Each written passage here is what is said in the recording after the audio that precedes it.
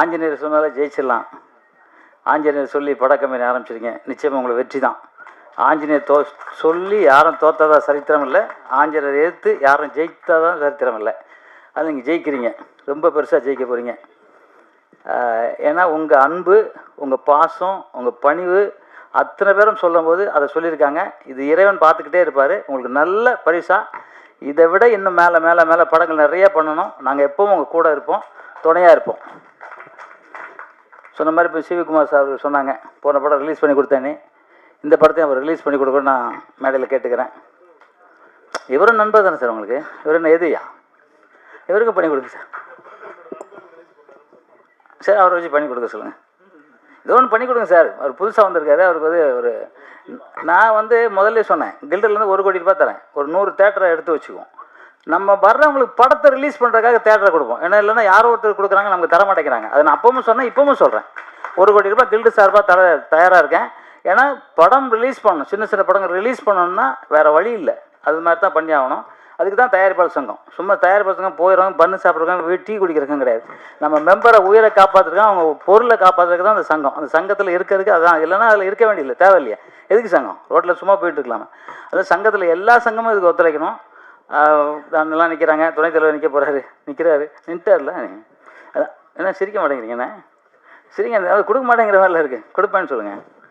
Okay, வணக்கம். Trailer பார்த்தேங்க, உண்மையில் மிக மிக அற்புதமான ட்ரெய்லரு.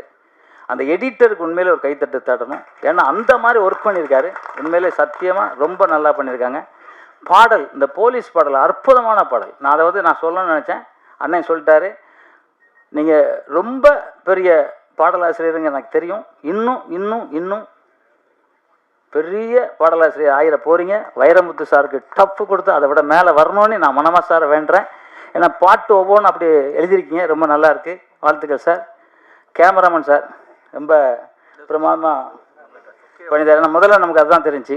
அப்புறம் மியூசிக் டைரக்டர் எங்கெங்கே என்ன தேவையோ அதை கரெக்டாக ஃபில்லப் பண்ணி ஒரு படத்துக்கான அத்தனை தகுதிகளையும் வளர்த்து கொண்ட அந்த மியூசிக் டைரக்டர் உண்மையிலே கைத்தட்டணும். அது மாதிரி காமெடி முத்துக்கால நம்ம சோழர் நிறைய பேர் நடிச்சிருக்காங்க. அனைவருக்கும் வாழ்த்துக்கள் சொல்லிக்கிறேன்.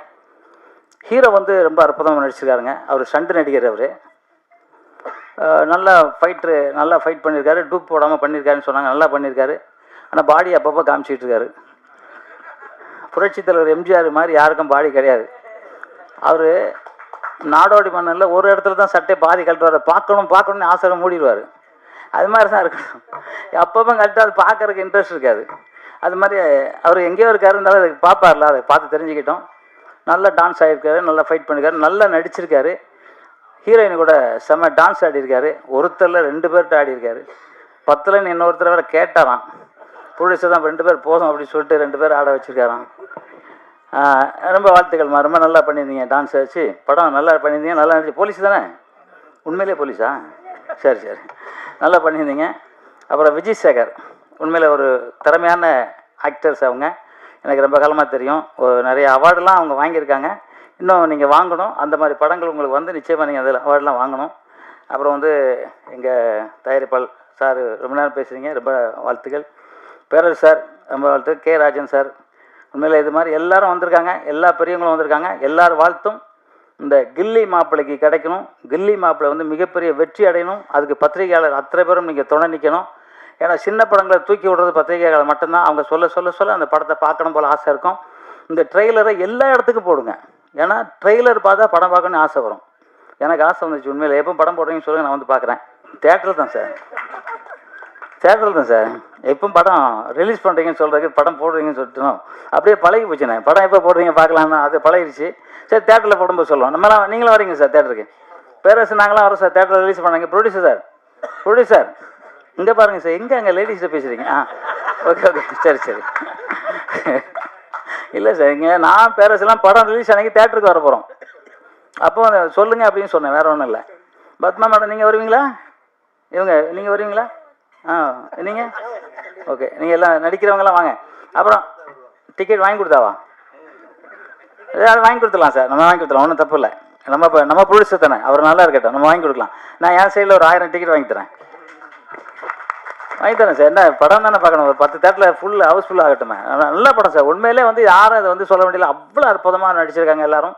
இந்த படம் டைட்டில் அனுமன் பிக்சர்ஸ் டைட்டில்.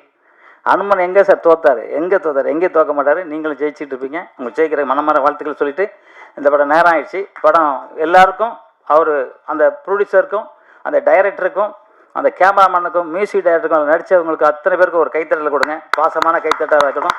அது எல்லாரும் இறைவன்கிட்ட போய் கேட்டு அவங்க வெற்றி மேல் வெற்றி வர்றதுக்கு மனமார வேண்டி, இந்த ஃபங்க்ஷனை இது பண்ணுறதுக்குள்ள எல்லா டெக்னீஷியனுக்கும் திருப்பி ஒரு வாழ்த்துக்கள் சொல்லி, அவர் சொன்னார், நான் 300 காமெடி நடிகரை வச்சு படம் பண்ண போகிறேன்னாரு. அந்த எண்ணம் வந்திருக்கு பாருங்க. 300 காமெடி நடிகர், ஒரு ஆளுக்கு ஒரு சம்பளம் போட்டால் கூட எவ்வளோ அமௌண்ட், நான் உட்காந்து கணக்கு போட்டு பார்த்தேன்.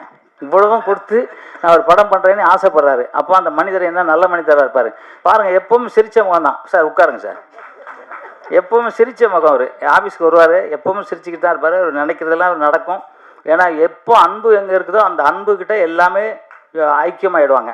அந்த மாதிரி உங்ககிட்ட எல்லாரும் இங்கே பேசுகிறவங்க அத்தனை பேரும் நான் தனியாகவும் கேட்டேன், எல்லாம் உங்களை பற்றி பெருசாக சொல்கிறாங்க.